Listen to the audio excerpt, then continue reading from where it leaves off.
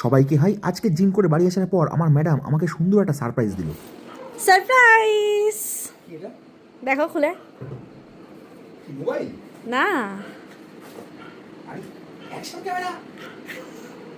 আমি তো খুব খুশি। Thank you.